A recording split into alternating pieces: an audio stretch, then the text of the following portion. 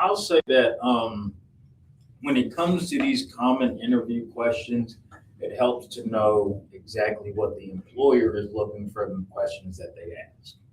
And that will kind of help you lead your answer into the correct direction. So just like from the questions that you stated earlier, one of them is tell me about yourself. They don't want to know your full history from birth or anything like that. They want to find relevant information pertaining towards the job that you're interviewing towards. Right. Okay. What do you want? Why do you want to work here? They want to know if you know things about the business, if you have interest inside the job there. What are your strengths? They're trying to find strengths that they can utilize in the job.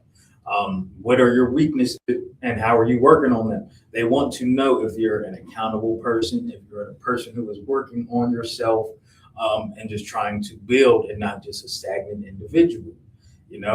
Describe a time you overcame a challenge. That's specifics. They want us to hear real world examples from your past of how you solved some type of problem. Okay, and where do you see yourself in 5 years? A lot of people mistake what they're looking for here. They think they're talking about your own future and your own successes. No, they want to hear if you mention that business inside of that 5 years. Yeah. Because if you do, they might have a long-term employee. If you don't, they don't have a long-term employee, and that's not probably what they want. 100%. That's a good point. That reminds me of another question that often trips up interviewees, and that is simply at the end of most interviews, the interviewer will say, "Do you have any questions for me?" Mhm. Now, that may seem like after the fact, after the post-interview question even, but it's not. At least it wasn't when that was an important question. And as you said, if someone asks a question like, how do you base promotions? Are they merit based? Or, that's a good answer, or that's a good question. Yeah. Because that shows me, one, that they're coming in with the attitude that not only am I planning on sticking around, I'm planning on working hard and advancing. And Yes. that's All right. My worst answer you can give is no there, because you showed no interest inside of the job at that moment. right. So just switching up topics a little bit, tell me about professional appearance, dress, and grooming. Why does appearance still matter? Why does appearance matter? If you meet the image of the company. All right.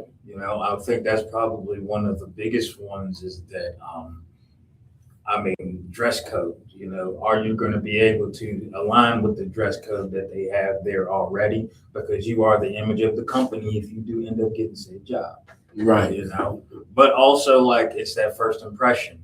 If you come in there a little scruffy or something like that, they might think some type of way. They might feel like, okay, this individual might not Didn't care enough. or didn't care. Yeah. Right. Just a real life example. Just even the day before we came on, my daughter's working here, right? She just graduated, and she's working here. Well, she has shorts on, so I just called her in there and told her, "Listen, what's it?" What she said. I thought about, but that's what I'm saying. This is a learning experience. It is. I thought, but yeah, you have to know. You can't. I said, her first question was, "You gonna buy me something?" Well, we'll talk about it. Because you probably got something up there, right? That you can probably have on. And like I said, they were nice looking jeans, but jean shorts, whatever, they were shorts. But guess what? If it was hot in here, I get it. It's not. So it's something you got to dress appropriately. I think as far as dress for an interview goes, especially if it's an entry level position, I think, like you said, it's important to represent yourself in a manner that the company that you're applying for a position with wouldn't mind you representing them. Right. But also, I think, most companies have a dress code. So I would say don't wear anything that could even possibly be out of sync with a normal dress code Might because throw it off. because the manager most likely they have a position to fill, and if you come in out of left field wearing something out of left field, that's just a hassle that they're going to have to deal with. Right. Next, So I mean, definitely dress on a level up. Yeah. Right. Dress on a Better to level. be overdressed than underdressed. Of course. I mean, that's a lot of what it is. I If mean, you want to get a mechanic job, go to the interview, maybe in bibs. You know, I mean, don't go to if you're going to go to an office job, wear something nice. yeah, and even if you go into a mechanic's job, you can Still dress wear up. something You can nice, you yeah. can that day. I mean, I know you saying he may Yeah. be busy, he ready to work. Yeah. I mean, that's cool too. But I mean, you got a point. It might be smarter to bring some work boots than some dress shoes. No, Yeah. I get it. I mean, you're right. I mean, you have to feel that out at least before that, and a lot of times I know a lot of people, especially, either, people, changing jobs young, just like my daughter said about buying or something, maybe not have the money or, maybe not have the wardrobe to fit what the interview is. Put your best on. Yeah, exactly. Show you care. That's it. Put your best on. If that's jeans, it's jeans. I mean, if it's slacks, okay, I get it.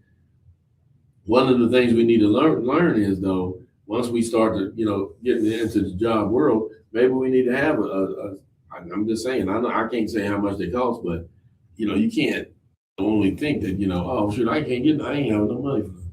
We have to prioritize some of these things as well, knowing that we're going to get out there in the job world as well. I didn't say go to Kohl's. Excuse my language, I shouldn't say it, but I didn't say go to Kohl's or, but go somewhere where they're affordable. You can get you a little something, they make looks okay, right? And there's nothing wrong with it. If you can go there.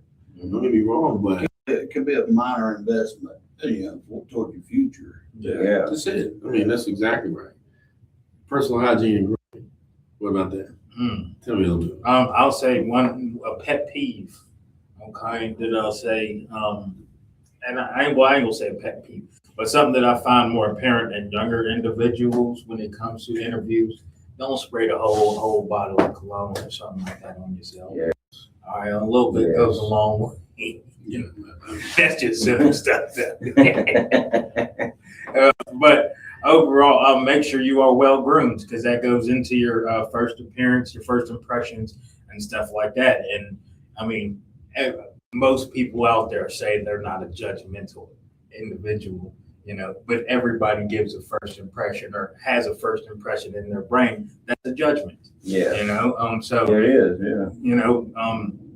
Definitely. just align in a way where, make sure you get up early in the morning beforehand, good shower, good grooming, nice haircut, even if it ain't, something that you do often. Well, interview is an important thing. It might be a good time to do so. 100%. I think, that's the way, because here's the thing, employers, they often, decide whether, someone appears professional even before they even ask them a question. Mm-hmm. That's the whole thing. That's the whole thing. I mean, even Nick came here today. Somebody noticed, oh man, you got a haircut. So, yeah, I don't know what he must have needed one. But that's the thing. It's just, but it looks like, oh man, he prepared, he ready, and that's, something that we have to understand that our appearance does matter and that those impressions still keep going. Yeah. Even though. So one last one before we move on to the topic, body language, posture. You have to be aware of that as well. Yeah. Especially on the side of your facial expressions. I know there are a lot of us that when we speak, it's hard for us to put a smile on or something like that. Or when we're thinking or something like that, we might make a little face while thinking of what we're trying to say or something like that. You got to be mindful of that. You get better at it through practice. Sometimes I make this. I do it People all think the time. I'm mad a lot. I do it all the time. A lot of people think that I am. I'm not. I'm sometimes serious, sometimes not though. But I will tell you this though. I think, in a professional setting though, you need to be professional. Yeah. You need to be professional. You need to be, I didn't say you need to be super always serious, but you have to be professional because you never know who's watching, right? So you show an atmosphere of, a certain way, right? It's, we don't want that to be put out. You have to have a professional atmosphere because, you have other people here And they may be looking at it, oh, this how the office work? No, it don't Yeah. work that way. And I don't want it to work that way, right? So yeah, I mean, if I want to talk to Nick, if I want to talk to you, and I'm not trying to be funny, if I want to talk to you about your favorite rock band, maybe I might not do it right here. Maybe I Right. might do it outside. I'm just saying certain things. But guess what? That might be a conversation talk for some. But remember, professional and short about it, right? Yeah. I mean, and Yeah. because an interviewer might come with that and say that, and you getting all into that, right? I mean, and that's the Straight thing. to the point. Right, just straight to the point, yes. And then Set up and not being straight. rude, but just, definitely going Yeah. for what we said. Set up straight. talk, Right, 100%, and good Yeah. manners. 100%, It 100%, could possibly be your last interview, that 100%. Right, I was just adding to that, like, Right. it's just something that comes with practice, like, take the time if you need to, and you feel like you have rough facial expressions or rough body language, stand in front of a mirror. stand in front of a Practice your mirror. interview questions, Yeah. watch yourself or Think- record A yourself. lot of actors Every do watch. that. right. Mhm. I think this is, for those who are, struggling, who, just are getting, had been incarcerated and getting out, this next topic, we already touched on a little bit. We're just getting more in depth in it, explaining a criminal background professionally, though. I mean, we talked a little bit about it because it came to the scenario of it, Mhm. but honesty is important. Honesty is important, but like I said before, but you can take responsibility without oversharing. You can do that as well. I'm gonna go back to, the answer I made several years ago. This is when I said, tell you about yourself. Several years ago, I made bad decisions, right? I made some decisions that, resulted in legal trouble. I take responsibility for those choices. Since then, I've created training programs, gained new skills, focusing on being a better and productive member of my community. Today, I'm committed to building a successful future. So now you kind of seeing a little bit of what, that entails, but make no mistake about it, taking responsibility is one thing. Focus on growth and change, right? Right. Highlight trainings like we talked about, education, certifications, and work experience. That's the thing. And transition from your past to your future. I think one of the things that I will want to say is this, and this is the thing I want us to talk about. A formula or a framework that it kind of goes over: acknowledgement, accept responsibility, explain growth, and then focus on the future. Let's talk about the accept responsibility part.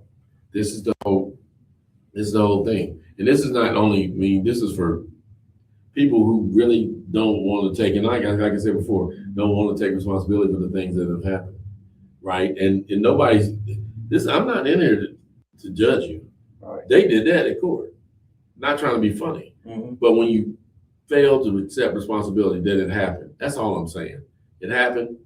Serve your time for it. Move on. But I know how the world is. They still looking at you like, oh yeah, whatever. Details. Right, Yeah. and that's the thing. Not me, but I am saying you accept responsibility and what I mean by that is if you're saying, wrongly accused and different things, and I'm not saying people aren't. I'm not gonna sit there and have a blind eye and think that people aren't wrongly accused. Okay, I'm not saying that. But if like I said before, if you've already been released, why not? I mean, and like I said before, once again, I'll tell when we come on here, Chad, come on, Mike, and Nick too. I'm not a professional in this. I'm just speaking professionally about it, but also in a helpful way. But I'm not a professional in this. Don't get me wrong. But I'm not sitting there saying you need to say what you did, what you charged was. I'm not saying that either. Right. But being accepted in the responsibility